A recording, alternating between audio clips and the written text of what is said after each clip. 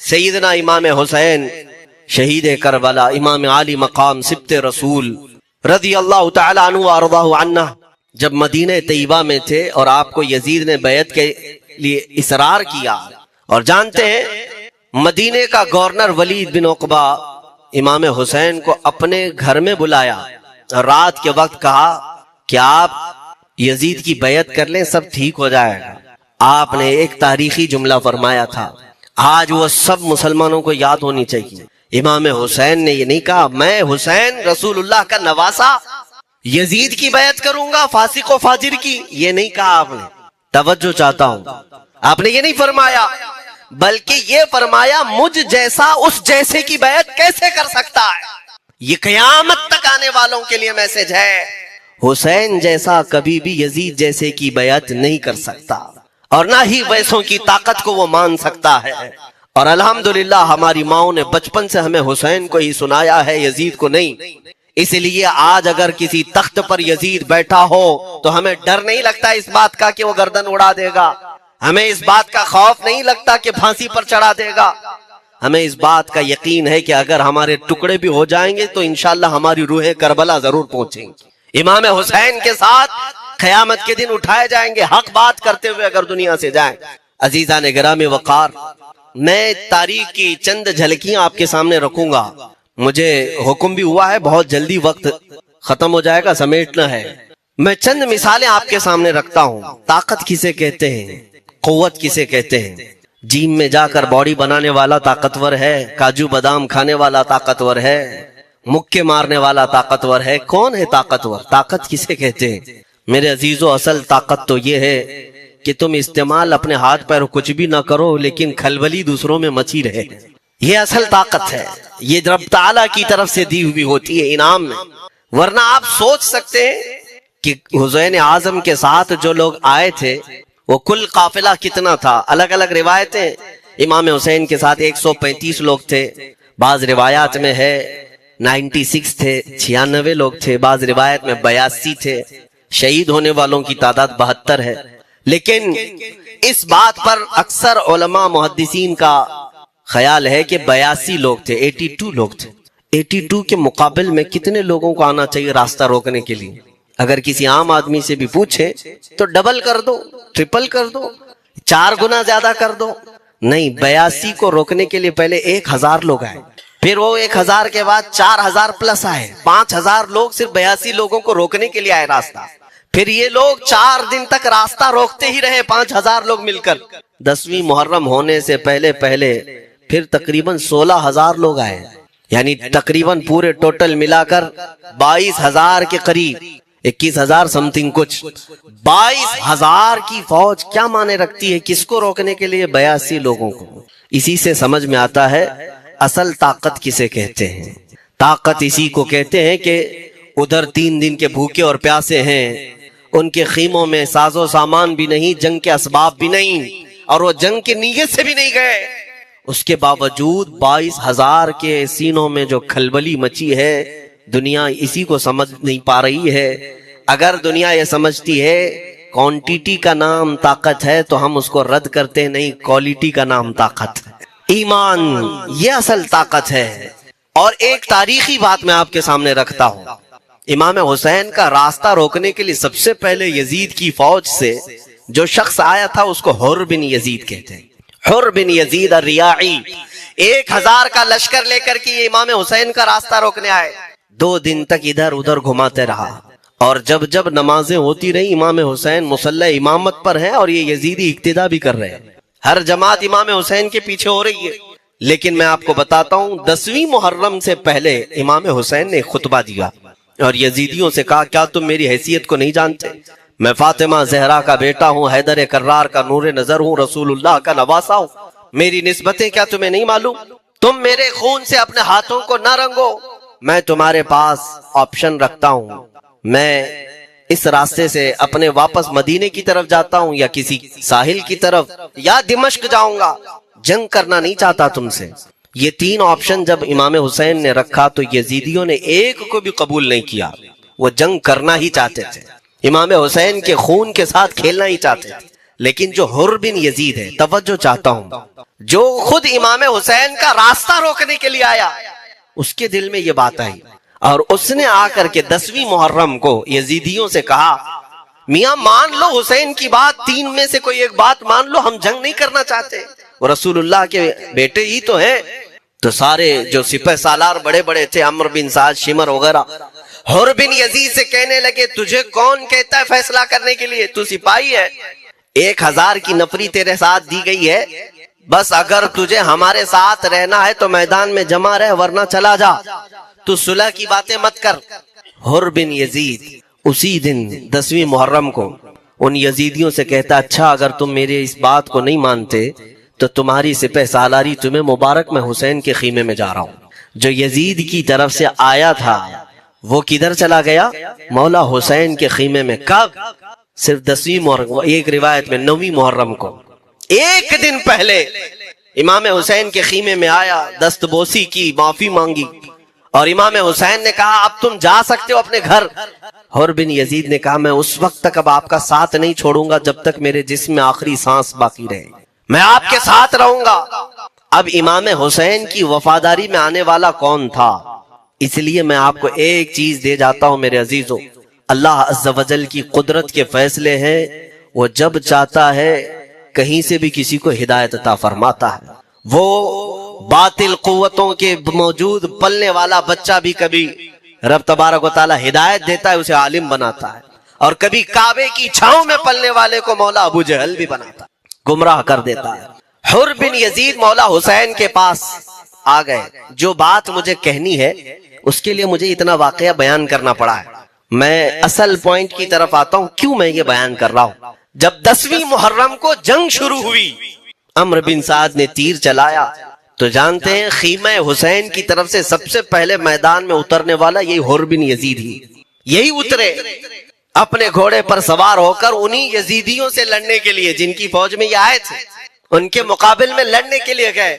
اور جب لڑنے کی ابتدا ہوئی، صبح سے دوپہر کے قریب تک وہ لڑتے رہے، زوال تک۔ اب جو بات کہنا ہے توجہ سے سنو، حر بن یزید نے صبح سے لڑائی کی، بہتوں نے وہاں پر میدان جنگ میں مقابلہ آرائیاں کی ہیں، لیکن حر بن یزید کی جو لڑائی ہے وہ تاریخ میں لکھی ہوئی۔ آج انہوں نے یزیدیوں کے ساتھ جو جنگ کیا، کئی گھنٹے جنگ کرنے کے بعد جانتے ہیں تنہا حر بن یزید نے 120 یزیدیوں کو قتل کیا۔ 120 کی تعداد، ایک گھوڑ سوار ایک ہی ہے، 120 کو مار گرایا۔ اس کے بعد جام شہادت نوش کیا۔ میں تاریخ پڑھ رہا تھا، وہیں پر ہم نے کتاب کو روک دی۔ بہت سارے لوگ کربلا کے واقعات میں امام حسین کے خاندان کے بچوں کے شہادت تو بیان کرتے ہیں، ان کے جسم کٹ گئے، ان کے اوپر گھوڑے دوڑائے گئے، لیکن تم یہ نہیں جانتے کہ حسینی شہزادوں نے باطل قوتوں کے کیسے چھکے چھڑائے تھے۔ ایک ایک جوان نے مقابل میں آنے والوں کو ان کی اوقات کیسے یاد دلائی تھی۔ اب سنو، حر بن یزید 120 کو مار گرا سکتے ہیں، وہ بھی ایک دن پہلے خیمہ حسین میں آنے والا، ایک دن پہلے خیمہ حسین میں آنے والا۔ بات سمجھ میں آ رہی ہے ابھی؟ جو ایک دن پہلے خیمہ حسین میں آ جائے اس کی طاقت کا حال یہ ہے، جو پیدائشی حسینی ہو اس کی طاقت کا حال کیا ہو۔ میرے عزیزوں، طاقت کسے کہتے یہ سمجھو۔ یہ اور بات ہے کہ لوگوں کو اپنی ہی اوقات معلوم نہیں، اپنی حیثیت معلوم نہیں ہے۔ ہوتا کیا ہے میں آپ کو بتاؤں، علامہ عبد المصطفیٰ اعظمی صاحب نے ایک بڑی پیاری بات لکھی ہے۔ وہ گجرات کے حالات بہت اچھی طرح سے جانتے تھے۔ آپ نے ایک بہت اچھی بات لکھی جو ہمارے تمام چیزوں سے یا آج کے زمانے میں یہ چیز میچ ہوتی ہے۔ ایک تاجر تجارت کرنے کے لیے نکلا، اس کے پاس کچھ قیمتی ہیرے تھے اور وہ ہیروں کی تجارت کرتا تھا، اور ایک چور اس کے پیچھے پڑ گیا، اور وہ چور روزانہ وہ چوری کرنے کے چکر میں رہتا تھا کہ جب رات کو یہ تاجر سوئے تو میں یہ ہیرے نکال لوں گا۔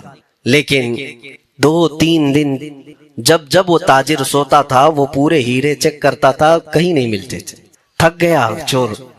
3 دن کے بعد اس تاجر کو اس نے پوچھا، چور نے کہا کہ تم ہیرے رکھتے کہاں ہو؟ دن بھر تو تمہارے پاس ہوتے، رات میں کہاں جاتے؟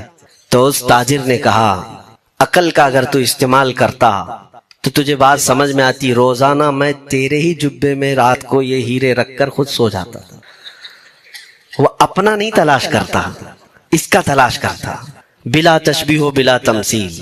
میرے عزیزو، تمہارے پاس جو طاقت ہے تمہیں اس کا اندازہ نہیں۔ تم جو محبت مصطفیٰ صلی اللہ علیہ وسلم کی شمع اپنے سینے میں رکھتے ہو، مولا کریم کا وعدہ ہے تمہارے ساتھ، کانا حقا علینا نصر المؤمنین۔ رب تعالیٰ فرماتا ہم نے اپنے اوپر لازم کر لیا ہے کہ ایمان والوں کی مدد کریں، اور ہم نے مدد دیکھی ہے، رب تعالیٰ کی مدد دیکھی ہے۔ آج کے ان حالات میں مجھے بتاؤ، بھونکنے والے بھونک ہی رہے ہیں، باقی تمہارا کیا بگاڑ لیا، کیا تمہارا خراب کیا؟ بس یہ ہے کہ تم اپنے اندر کھلبلی مت مچاؤ اور زیادہ خوف و ہراس میں مت جیو۔ الحمدللہ مسلمان ہیں، مومن ہیں، کسی چور قوم سے تمہارا رشتہ نہیں ہے۔ تم دنیا کی اس عظیم قوم ہو جو صرف اور صرف اپنے رب تعالیٰ کے حضور جھکتی ہے، اور اپنے رب تبارک و تعالیٰ کے حضور ایسے جھکتی ہے۔ میں چیلنج کے ساتھ کہتا ہوں، پوری دنیا میں کوئی کمیونٹی، کوئی قوم ایسی نہیں ہے جو اپنے خدا کو دیکھنے کے بعد ہی جھکتی ہے۔ جس کی بھی جاؤ، ان کے خداؤں کی تصویر وہاں پر سامنے ہوتی تبھی جھکتے ہیں، وہ چاہے عیسائی ہوں، یہودی ہوں، کوئی بھی ہو، انہوں نے کوئی نہ کوئی یا مورتی بنائی ہے یا تصویر بنائی ہے، تب وہ جھکتے ہیں۔ تنہا تم ایمان والے ہو جو آج تک اپنے خدا کو دیکھا نہیں لیکن ہر دن سجدہ کرتے ہو، تمہارا یہ ایمان ہے۔ اور قرآن میں شروع میں ہی اللہ تعالیٰ نے جو تعریف فرمائی سورہ بقرہ میں، یؤمنون بالغیب، اللہ فرماتا ہے یہ وہ لوگ ہیں جو غیب پر ایمان رکھتے ہیں، دیکھا نہیں۔ اور دنیا میں کروڑوں مسجدیں ہوں گی، کسی مسجد میں اللہ کی تصویر ہے؟ کسی مسجد میں؟ اور یا تمہیں صلاۃ و سلام پڑھنے کے لیے میرے آقا کی تصویر دیکھنے کی ضرورت ہے؟ یہی تو تمہارا ایمان ہے میرے عزیزو۔ میرے آقا کو ہم نے دل میں بسا رکھا ہے، اور جب حضور پاک کی یاد آئی بغیر تصویر دیکھے ہم کھڑے ہو جاتے ہیں، اور ان کی محبت ویسی ہوتی ہے، ہمیں کسی تصویر اور مورت کو دیکھنے کی ضرورت بھی نہیں ہوتی۔ تمہاری خصوصیات بہت ہیں، اللہ رب العزت نے تمہاری پیشانیوں کو محفوظ رکھا ہے، کسی ایرے غیرے کے سامنے جھکنے نہیں دیا، پیشانی مقدس ہے تمہاری۔ ہاں یہ تو نہیں ہے کہ تم کسی درخت پر بھی چلے جاؤ، پتھر پر بھی چلے جاؤ، چوہے پر بھی جھک جاؤ، سانپ پر بھی جھک جاؤ، نہیں ہے۔ ایک صحابی ہیں، ایمان لانے کے بعد وہ کہتے ہیں یا رسول اللہ صلی اللہ علیہ وسلم، دو واقعات ایسے ہیں جو زمانے جہالت میں ہم کرتے تھے، ایک واقعہ یاد کرتا ہوں تو رونا آتا ہے، اور ایک واقعہ یاد کرتا ہوں تو ہنسی آتی ہے۔ حضور نے فرمایا وہ دونوں کیا ہیں بتاؤ؟ انہوں نے کہا پہلا واقعہ تو یہ ہے جس کو یاد کر کے روتا ہوں کہ جوانی میں جب ہمارے گھر بیٹی پیدا ہوتی تھی تو ہم اس کا گردن مروڑ کر دفن کر دیتے تھے۔ آج مجھے یہ بات یاد آتی ہے تو رونا آتا ہے کہ ہم نے ایسے کئی بچیوں کو دفن کر دیا۔ عرب والے داماد بنانا نہیں چاہتے تھے اور بیٹیوں کو پہلے ہی مار دیتے تھے۔ یہ وہ صحابی کہتے ہیں اب یاد آتی ہے بات تو رونا آتا ہے۔ میرے آقا صلی اللہ علیہ وسلم نے فرمایا پھر ہنسی کس بات پر آتی ہے؟ کہتے ہیں زمانے جہالت میں ہمارے خدا جو ہوتے جن کی ہم عبادت کرتے تھے، تو جب سفر میں جانا ہوتا تھا تو آٹا گوندھ کر کے خدا بنا لیتے تھے، کیونکہ سفر میں جانا ہے اور ہر جگہ ان کو ساتھ میں رکھنا تھا خدا کو۔ وہ صحابی کہتے ہیں سفر کے خدا اور ہوتے تھے، ہوا کا الگ، پانی کا الگ، مٹی کا الگ، سب لے کر کے چلتے تھے۔ پھر حضور نے فرمایا ہنسی کس بات پر آتی ہے؟ وہ کہتے ہیں بیچ راستے میں اگر کھانا ختم ہوا تو کبھی خدا کا ہاتھ توڑ کے کھاتے تھے، کبھی پیر توڑ کے کھاتے تھے۔ ارے میرے عزیزو 1400 سال بعد آج جب آپ ہنس رہے ہیں، اس صحابی کو تو اس بات پر ہنسی آتی ہوگی۔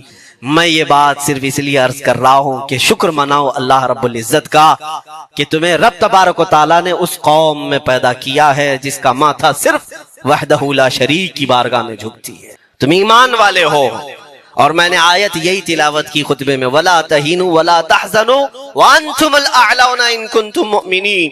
گھبراؤ مت، پریشان مت ہو، تم سب سے زیادہ سربلند رہو گے اگر تم ایمان والے ہو۔ یہ قرآن کی آیت ہے۔ ایمان کسے کہتے ہیں؟ ایمان کسے کہتے ہیں؟ یعنی اللہ نے فرمایا اگر تم ایمان والے ہو تو سب سے زیادہ کامیاب ہو۔ اب ہم پوچھتے ہیں رسول پاک سے ایمان کسے کہتے ہیں؟ میرے آقا کی زبان سے سنو، لا یؤمن احدکم حتی اکون احب الیہ من والدہ وولدہ والناس اجمعین۔ حضرت انس سے روایت ہے، حضور پاک صلی اللہ علیہ وسلم فرماتے ہیں تم میں سے اس وقت تک کوئی کامل ایمان والا نہیں ہو سکتا جب تک اپنے والدین، اپنے بچے، اپنے اور سارے انسانوں سے زیادہ میں اس کے نزدیک محبوب نہ بن جاؤں۔ حضور سے کامل محبت جب تک نہ کرو گے تب تک ایمان بھی کامل نہیں ہے۔ خلاصہ کلام یہی ہے کہ محمد سے وفا تو نے تو ہم تیرے ہیں، یہ جہاں چیز ہے کیا، لوح و قلم تیرے ہیں۔ بس اسی بات پر آپ کو آنا ہے۔ اقبال بھی یہ کہتا ہے، میں جرمنی گیا، یورپ کا سفر کیا، وہاں کی ترقیوں کو دیکھا اور وہ لوگ بہت آگے بڑھ رہے تھے، میں اسی لیے سفر کیا کہ میں وہاں تحقیق کر کے آؤں، دیکھوں، اپنی قوم کو آ کر کے میں بتاؤں مسلمانوں کو کہ کس فیلڈ میں تم جاؤ گے تو کامیاب ہوں گے، سائنس میں، فزکس میں، جغرافی میں، کیمسٹری میں، میتھس میں، کون سی فیلڈ میں تم جاؤ گے تو زیادہ ماہر ہوگے۔ کئی سال اقبال نے وہاں کی خاک چھانی، تحقیقات کیا اور واپس جب آیا اپنی قوم کی طرف، علامہ اقبال کہتے ہیں میں ساری دنیا وہاں کی یورپ کی چھان کر کے آیا، یہی دیکھنے گیا تھا کہ میری قوم کس میدان میں اترے تو کامیاب ہوگی۔ تو لوگوں نے پوچھا کیا وہ تمہیں راز مل گیا؟ وہ کہتے ہیں ہاں مجھے راز مل گیا۔ لوگوں نے پوچھا کس میدان میں اترے؟ تو اقبال کہتا ہے میں تو راز کو پہنچا، اپنی قوم کو بتاتا ہوں، تمہاری ترقی کا راز صرف اتنا ہی ہے کہ محمد سے وفا تو نے، کہ محمد سے وفا تو نے تو ہم تیرے ہیں، یہ جہاں چیز ہے کیا، لوح و قلم تیرے۔ ساری کامیابی کا اصل راز میرے آقا سے بے انتہا محبت ہے۔ میں دینی شخصیات کی بات اپنی جگہ پر، جس کو آپ دنیاوی علوم کہتے ہیں، لاؤ میتھس کا کوئی بہت بڑا ماہر ریاضی داں یا کوئی سائنٹسٹ آپ کو ایسا لگتا ہو، لاؤ میرے اعلیٰ حضرت امام احمد رضا فاضل بریلوی کے سامنے۔ جانتے ہیں آپ اس اعلیٰ حضرت فاضل بریلوی نے 55 علوم پر اپنی تحقیقات لکھ دی ہیں، باقی جانتے کتنے تھے وہ اللہ ہی بہتر جانے۔ ایک بات میں آپ کو بتا رہا ہوں، میتھس میں، میتھمیٹکس میں ان کے پاس ایسی ایسی ایجادات تھیں۔ ایک کتاب اعلیٰ حضرت نے لکھی ہے جیومیٹری پر، آج کے بچے جو کالج پڑھتے ہیں وہ جانتے ہوں گے، جیومیٹری کی بھی کئی اس میں اقسام لکھی گئی ہیں، اور اعلیٰ حضرت نے ایک کتاب لکھی ہے کشف العلہ عن سمت القبلہ، قبلہ پہچاننے کا علم۔ تم تو آج وہ کمپاس لے کر کے پہچانتے ہو نا، اب تو موبائل میں آ گیا، موبائل کو گھماؤ، ادھر دکھا رہا ادھر، ادھر دکھا رہا ادھر قبلہ۔ میرے عزیزو، اسلام مشینوں سے نہیں چلتا ہے، اس کا سیل چلا گیا تو کیا تمہارا اسلام چلا جائے گا؟ اس کی بیٹری چلی گئی تو کیا تمہارا دین چلا جائے گا؟ نہیں، اسلام مکمل قواعد اور ضوابط کے ساتھ ہے، ساری مشینیں ختم بھی ہو جائیں، اسلام نے تمہیں قاعدے بنا کر دکھائے ہیں، پریکٹیکل۔ یہ قبلہ پہچاننے کا علم ہوتا ہے، شہر کا طول البلد عرض البلد دیکھنا ہوتا ہے، بہت ساری اس میں چیزیں، اس کی سطح سمندر سے اونچائی کتنی ہے، پھر ستاروں کو دیکھا جاتا ہے، پھر پہچانا جاتا ہے قبلہ، اس کو حساب میں لگایا جاتا ہے۔ اعلیٰ حضرت نے یہ جو کتاب لکھی پورے 1400 سال میں، اعلیٰ حضرت کی یہ کتاب جس میں 10 قاعدے خود انہوں نے ایجاد کی، ان سے پہلے کسی نے نہیں لکھی، خود انہوں نے ایجاد کیے، اور اس کے بعد اعلیٰ حضرت نے چیلنج کے ساتھ کہا کہ میں نے، فقیر نے یہ 10 قاعدے ایجاد کیے ہیں، اس پر کوئی عمل کر کے قبلہ پہچاننا چاہے تو اس پر عمل کر کے کھڑا ہو جائے، اگر حجابات ہٹا دیے جائیں تو کعبہ اس کی ناک کے سامنے ہوگا۔ اعلیٰ حضرت نے لکھا ہے کعبہ عین اس کی ناک کے سامنے ہوگا، پرفیکٹ قاعدے انہوں نے لکھے ہیں۔ یہ قاعدے کہاں سے آئے؟ حساب، میتھمیٹکس، جو علی گڑھ کے پروفیسر اپنے پھنسے ہوئے مسائل حل کرنے کے لیے اعلیٰ حضرت کے پاس آئے۔ واقعات آپ نے سنے ہوں گے، اب میں آپ سے کہتا ہوں، ایک بہت بڑے پروفیسر صاحب علی گڑھ کے، وہ لندن یا آکسفورڈ جا رہے تھے یا جرمنی جا رہے تھے کچھ میتھس کے فنڈے حل کرنے کے لیے۔ اعلیٰ حضرت کے خلیفہ نے انہیں مشورہ دیا کہ چلے مولانا احمد رضا صاحب بریلی میں رہتے ہیں، ان سے بات کر لیں گے۔ پہلے تو انہوں نے مذاق اڑایا، مولوی لوگوں کا کام ہے، پروفیسر جس میں پھنسا ہوا ہے۔ انہوں نے کہا لندن اور جرمنی جانے میں جتنا خرچہ آتا ہے اس سے کم ہی بریلی کو لگتا ہے، ایک بار ٹرائی کر لیجئے۔ وہ آئے اعلیٰ حضرت کے ہاں، وہ مولانا سید سلیمان صاحب کے کہنے پر جب اعلیٰ حضرت کے پاس آئے، عصر کا وقت تھا، اذان ہو چکی تھی، آپ مسجد کی طرف جا رہے تھے، پروفیسر صاحب سے ملاقات ہوئی، اعلیٰ حضرت نے پوچھا کیسے آنا ہوا؟ انہوں نے کہا ایک بہت پیچیدہ مسئلے میں پھنس گیا ہوں، میتھس کا، ریاضی کا، حساب کا، حل نہیں ہوتا. اس کے لیے میں باہر کا سفر کر رہا تھا, آپ کے شاگرد مولانا سلیمان صاحب نے کہا کہ آپ سے ملنے. اعلیٰ حضرت نے کہا دکھائیں کیا مسئلہ ہے. انہوں نے کہا اتنے شارٹ ٹائم میں یہ حل نہیں ہوگا, نماز کے لیے آپ جا رہے ہیں. اعلیٰ حضرت نے فرمایا پھر بھی دکھاؤ.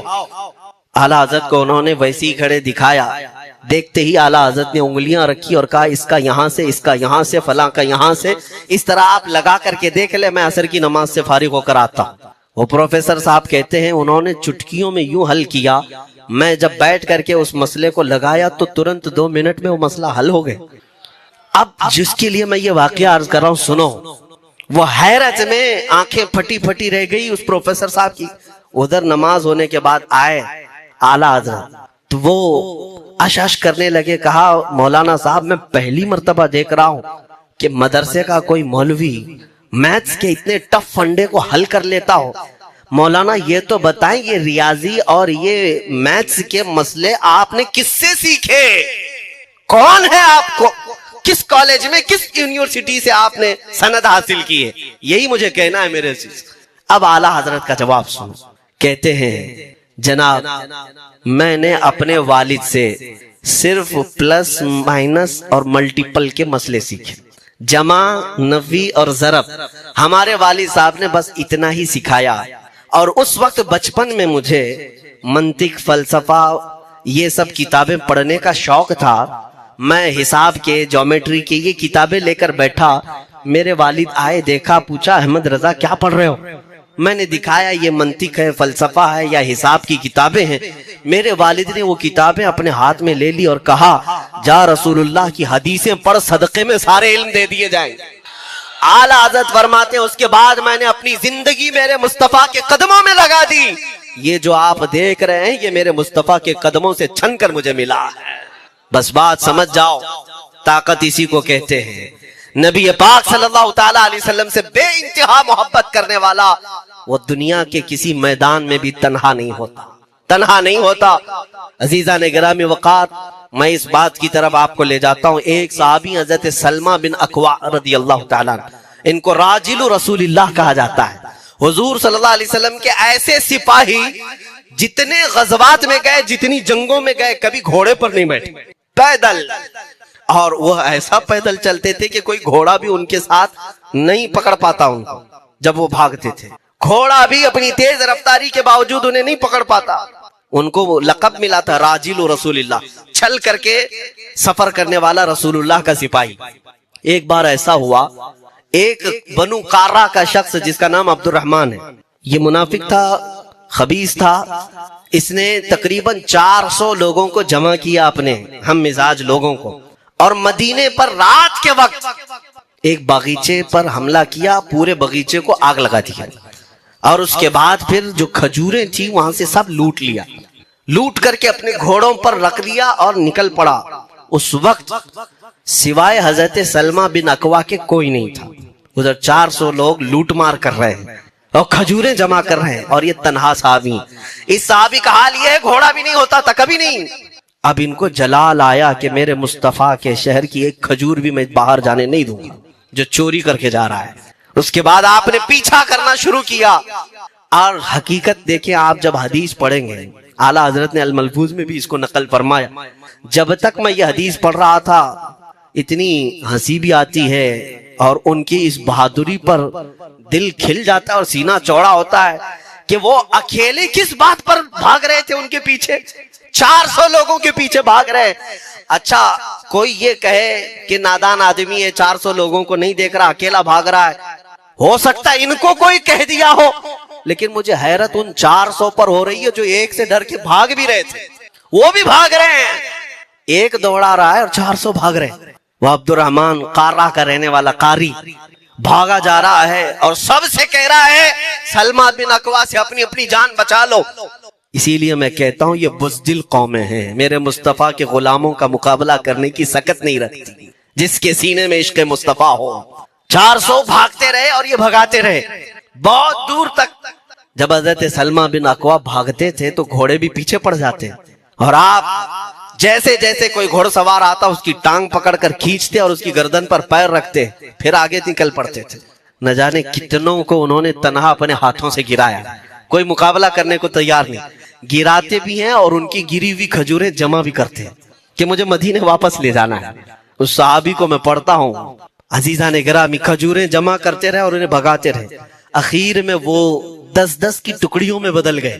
وہ عبد الرحمن قارہ کا رہنے والا کہنے لگا ایک ساتھ مت بھاگو، یہ اکیلے سب کو بھگا رہا ہے، 10 ادھر جاؤ، 10 ادھر جاؤ، 10 ادھر جاؤ. ظالموں، پلٹ کر میرے مصطفیٰ کے غلام کا مقابلہ کر کے دیکھتے ہیں، لیکن کسی سے نہیں ہوا. وہ پہاڑ کی چوٹیوں میں چلے گئے. حضرت سلمہ بن اکوع پہاڑ پہ بھی چڑھنے لگ گئے. تو عبد الرحمن قارہ وہ کہتا ہے وہیں سے چیخ کر کے، سلمہ بن اکوع تم کو کیا چاہیے، کیوں پیچھا کر رہے ہو؟